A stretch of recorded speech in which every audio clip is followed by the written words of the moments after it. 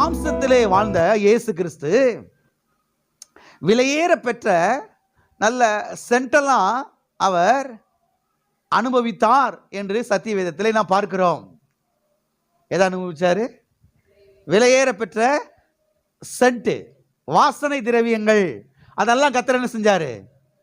அனுபவித்தார் என்று சத்திய வேதத்திலே நாம் பார்க்கிறோம். திருப்பிகளும் யோவான் எழுதின சுவிசேஷம் 12ஆம் அதிகாரம் 3வது வசனம்.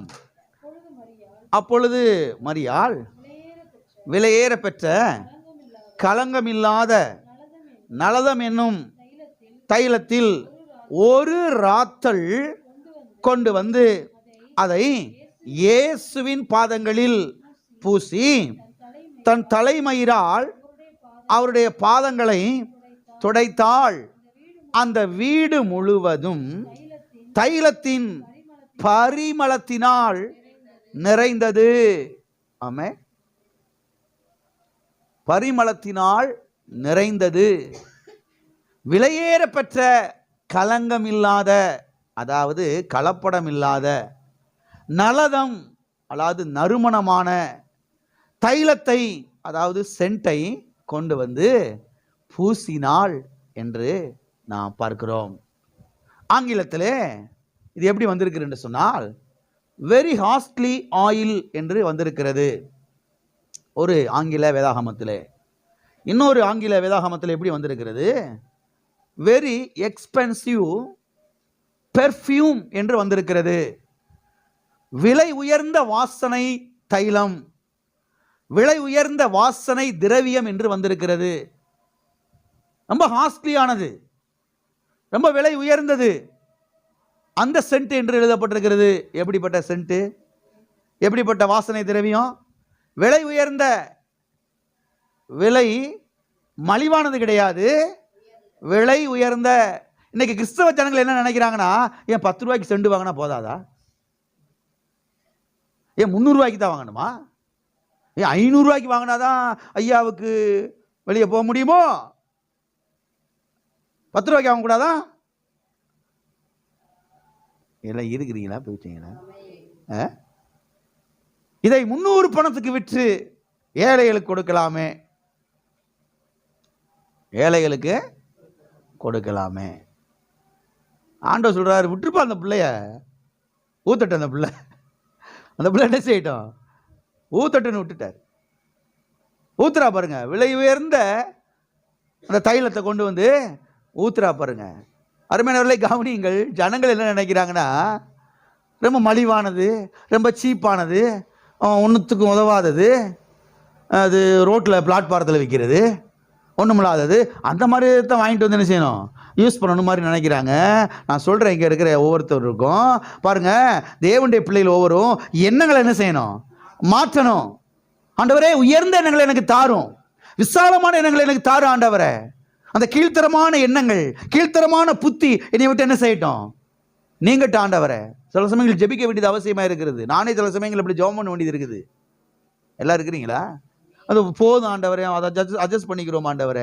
கர்த்தர் உனக்கு நான் பெருசாக வச்சிருக்கேன்ப்பான்னு சொல்லும் போகும்போது, நல்லா காஸ்ட்லியானதை வச்சிருக்க சொல்லும் போகும்போது, எனக்கு இது போதும் ஆண்டவர் சொல்லும் போகும்போது கர்த்தர் என்ன செய்ய முடியும்? சரி போ, நான் என்ன செய்ய முடியும்? உனக்கு ஹை லெவல் தான் வச்சிருக்கிறேன். ஆமே, உச்சிதமான கோதுமை தான் நான் உனக்கு வச்சிருக்கிறேன். என்ன கோதுமை? கண்மலை தேனை தான் வச்சிருக்கிறேன், ஆட்டின் பாலை தான் வச்சிருக்கிறேன், பாலையும் தேனை தான் வச்சிருக்கிறேன். இல்லை ஆண்டவரே, போதும் ஆண்டவரே, எனக்கு அந்த புளிய மரத்து தேனு போதும் ஆண்டவரே. கர்த்தர் சொல்றாரு, கண்மலை தேனை வச்சிருக்கேன் உனக்கு. நான் எதை வச்சிருக்கிறேன்? கண்மலை தேனை வச்சிருக்கேன்னு சொல்றாரு. இவங்க சொல்றாங்க, எனக்கு புளிய மரத்து தேனு போதும் ஆண்டவரேன்றாங்க. புளிய மரத்து தேனு புளிச்சு கிடக்கும். எல்லாம் இருக்கிறீங்களா? கண்மலை தேனு தான் பெஸ்ட், சுத்தமானது. கர்த்தராதரேன்னு சொல்றாரு. இவங்க சொல்றாங்க, கிறிஸ்தவ மக்களுக்கு போதும் ஆண்டவரே, நான் அட்ஜஸ்ட் பண்ணிக்கிறேன் ஆண்டவரே, எல்லாத்தையும் பரலோகத்தில் வந்து பார்த்துக்கிறேன் ஆண்டவரே. ஏப்பா, பரலோகத்தில் வந்து பார்த்துக்கிறியா? இப்போ நான் தர்றேன்றாரு அவரு. எல்லாம் இருக்கிறீங்களா? இங்க பாருங்க, விலை உயர்ந்த சென்ட்டை கொண்டு வந்து அவள் போடுகிறதை நாம் பார்க்கிறோம். ஆகவே தேவனுடைய பிள்ளைகள் பாருங்க, நம்முடைய மனதை மறுரூபமாக்க வேண்டியது அவசியமாக இருக்கிறது. ஏனென்று சொன்னால், நம்முடைய தேவன் அவர் நாற்றம் முடித்த தேவன் அல்ல, நம்முடைய தேவன் வாசனை நிறைந்த தேவன். நம்முடைய தேவன் வாசனையின் தேவன். ஆமென். வாசனையின் தேவன். எனவே அவருடைய பிள்ளைகளாகிய நாமும் வாசனை வீச வேண்டும். வாழ்க்கையிலையும் வாசனை வீசணும், சரீரத்திலையும் வாசனை வீசணும். எத்தனை கவனிச்சிங்க தெரியல. வாழ்க்கையிலையும் வாசனை வீசணும், சரீரத்திலையும் வாசனை வீசணும். சிலருக்கு பாருங்க ரெண்டுலையுமே வாசனை வீசுறது கிடையாது. வாழ்க்கை நாரி போய் தான் கிடக்குது, சரீரமும் நாரி போய் தான் கிடக்குது. ஆனா எந்த நேரமும் அல்லேலூயா தோத்திரம் தோத்திரம். கர்த்தர் சொல்றாரு, ஓ வாழ்க்கை வாசனை வீசணும், அநேகரை கவர்ந்து இழுக்கணும். நான் யார் என்பதை நீ உலகத்துக்கு என்ன செய்யணும்? உன் மூலமாய் நான் காட்ட விரும்புகிறேன். ஆமென்.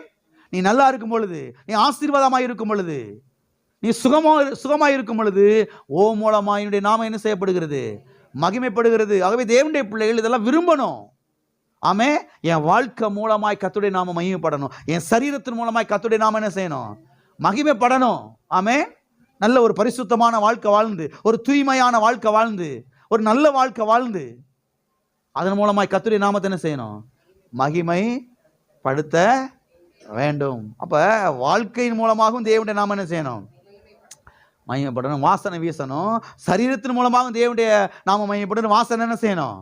வீச வேண்டும். நீங்கள் ஆரோக்கியமா இருக்க வேண்டும். நீங்கள் ஆரோக்கியமா இருக்கும் பொழுது கர்த்தருடைய நாமம் என்ன செய்கிறது? வாசனை வீசுகிறது, வாசனை வீசுகிறது. உங்க வாழ்க்கையை பார்த்து அநேகர் என்ன செய்கிறார்கள்? கர்த்தரண்டையிலே ஓடி வருகிறார்கள். ஆகவே தேவனுடைய பிள்ளைகள் இதெல்லாம் கவனித்து இதெல்லாம் விசுவாசிக்க வேண்டியது அவசியமாக இருக்கிறது. அது மாத்திரமல்ல, சிலருக்கு என்ன கேள்வினா, சென்ட் போட்டா பரலோகம் போக முடியுமா பாஸ்டர்? சென்ட் போட்டா பரலோகம் போக முடியுமா? இன்னைக்கும் பாருங்க, அநேக கிறிஸ்தவ விசுவாசிகள் இந்த மாதிரி இடத்துல இருக்கிறாங்க. பவுடர் போட்டா பரலோகத்துக்கு போக முடியாது, சென்ட் போட்டா, ஏன் 3 ரூபாய்க்கு சோப்பு வாங்கி போட்டா நல்லா இருக்காதா? 50 ரூபாய்க்கு தான் சோப்பு வாங்கணுமா? இன்னைக்கு சில கிறிஸ்தவங்க இருக்கிறாங்க. சோப்பு போட்டா பரலோகம் போக முடியாது, பவுடர் போட்டா பரலோகம் போக முடியாது, சென்ட் போட்டா பரலோகம் போக முடியாது. இன்னும் இருக்கிறாங்க பாருங்க. பெல்ட் கட்டுனா பரலோகம் போக முடியாது. ஒரு நாள் பாருங்க, ஒரு சபையில் பாருங்க 2 விசுவாசி அங்கே பேசிக்கிட்டாங்களாம் பாருங்க. ஒரு பிரசங்கர் அங்கே வந்தாராம், அங்கே 2 பேர் பேசிக்கிட்டாங்களாம் பாருங்க. அது ஒருத்தர் பிற்காலத்தில் ஊழியக்காரர் ஆயிட்டாரு. அப்போ ஒருத்தர் சொன்னாரா, பிரதர் அந்த ஊழியக்காரனை பார்த்தீங்களா? அவன் இடுப்பில் பார்த்தீங்களா பெல்ட் கட்டியிருக்கான், இவன் பரலோகத்துக்கு போவான் அப்படின்னு கேட்டாராம் பாருங்க. மக்கள் பாருங்க எப்படிலாம் இருக்கிறாங்க பாருங்க. இவர் பார்த்தீங்கன்னா இன்ஜினியரிங் படித்தவர். யாரு? இன்ஜினியரிங் படித்தவர் லண்டன்ல. அதுக்கு பிறகு ரசிக்கப்பட்டிருக்கிறாரு, சபையில் சேர்ந்திருக்கிறாரு. எந்த சபையில் போய் சேர்ந்தாரோ தெரியல. பிரதர் பெல்ட் போட்டிருக்கிறாரு அந்த ஆளு, இந்த ஆள் பரலோகத்துக்கு போக நினைக்கிறீங்க பாருங்க. இப்படி அநேகரை குற்றப்படுத்துறதும் குற்ற உணர்வுக்கு இடம் கொடுக்கறதும் கிறிஸ்தவ வட்டாரத்தில் பாருங்க பரவலாகி பாருங்க பரவி கிடக்குது பாருங்க. திராசை கையில் பிடிச்சிக்கிட்டே சர்ச்சுக்குள்ள வெளியே உள்ள வர்றது. இப்படியே இவன் பரலோகத்துக்கு போவானா, அவன் பரலோகத்துக்கு போவானா, இவங்க போவாங்களா போக மாட்டாங்களான்றது செய்ய மாட்டேங்குது. இவங்களுக்கு நிச்சயம் இல்லை. அதனால பாருங்க, இவங்க சுமல்லாம் வருது, மாத்திரம் ஒரு சுமல்லாம் வருது, சென்டெல்லாம் போட்டுட்டு சர்ச்சுக்கு வந்திருக்கிறாரு இந்த பிரதர். ஒரு நிச்சயமா பரலோகத்துக்கு போக மாட்டார். இப்படியே பாருங்க அடுத்தவங்களை ஜட்ஜ்மெண்ட் பண்ணிக்கிட்டு திராசை பிடிச்சி கையில் தூக்கிக்கிட்டு இப்படியே அலையிறது.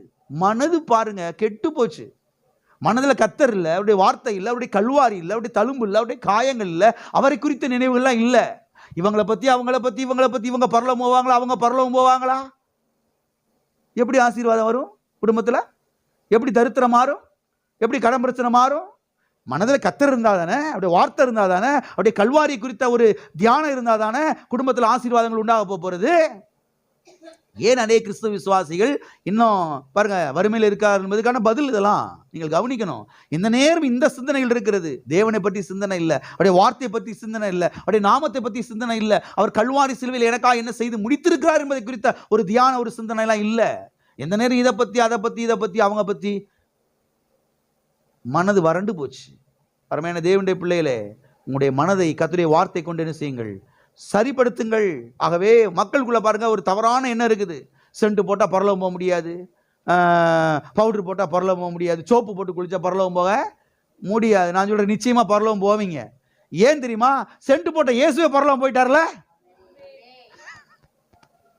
சென்ட் போட்ட இயேசுவே பரலோகத்துக்கு போயிட்டாருன்னா அவரை விசுவாசிக்கிற நானும் நிச்சயமா பரலோகம் போவேன். பரலோகம் போனாரா போலையா? போனாரு. எனவே நாமும் நிச்சயமா என்ன செய்வோம்? பரலோகம் போவோம். ஆமென். எனவே ஆண்டவராக இயேசு கிறிஸ்து இந்த பூமியில வாழ்ந்த பொழுது நல்ல ஹாஸ்ட்லியான செண்டலான செஞ்சாரு, அனுபவித்தார். ஆமென்.